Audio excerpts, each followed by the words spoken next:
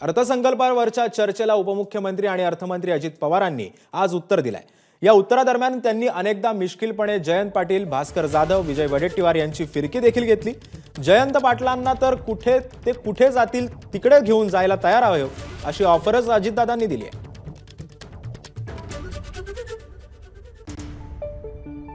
तर मला सभागृहाला सांगायचं आहे की इथं आजपर्यंत एक रेकॉर्ड सन्माननीय जयंत पाटील साहेबांचं होतं, 9 वेळेला अर्थसंकल्प मांडायचं।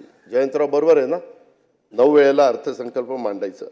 पण अध्यक्ष महोदय मला या नाही आपल्या वानखेडे साहेब आता वर गेले, आता हयात असणार सलग होता ते तर रेकॉर्ड आहेच। जसं वसंतराव नाईकांचं सलग 11 वर्ष होतं, त्याच्यावर ते जयंतराव त्याबद्दल तुमचं अभिनंदन। अध्यक्ष महोदय मला 10 वेळेला आता काय करतात, मोठी जबाबदारी वाढल्यावर मूड बदलावा लागतो। नाही, कोणाच्या हाताखाली काम करत असताना सगळं तिथं ढकलावं लागतं की त्यांनी केलं, मी कुठं काय केलं।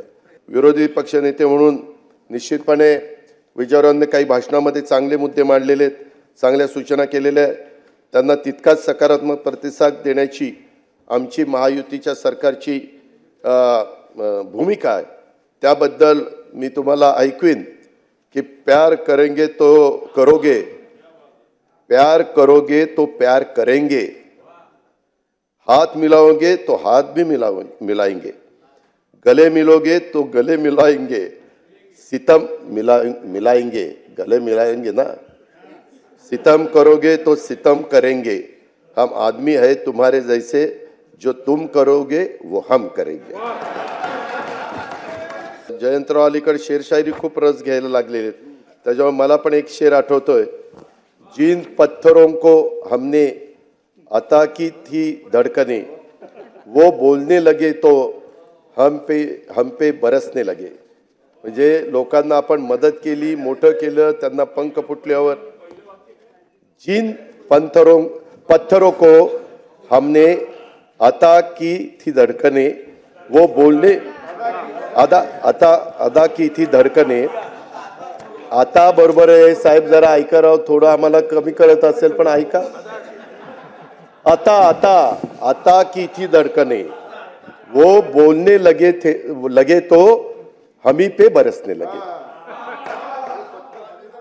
परवा दिवशी उद्या पालखी मुक्कामाला बारामतीला येणार आहे। परवा मात्र मी पालखीमध्ये सकाळपासून काठेवाडीपर्यंत चालत त्या ठिकाणी जाणार आहे। आपलं म्हणलं आता सगळ्यांनाच पालखीमध्ये चालत जावं असं वाटतं, आपण पण त्याच्यामध्ये सहभागी होऊया। आणि जयंतराव येतील का नाही कोणास ठाऊक, मी घेऊन जायला तयार आहे, तुम्ही म्हणाल तिथे घेऊन जायला तयार आहे। एबीपी माझा, उघडा डोळे बघा नीट।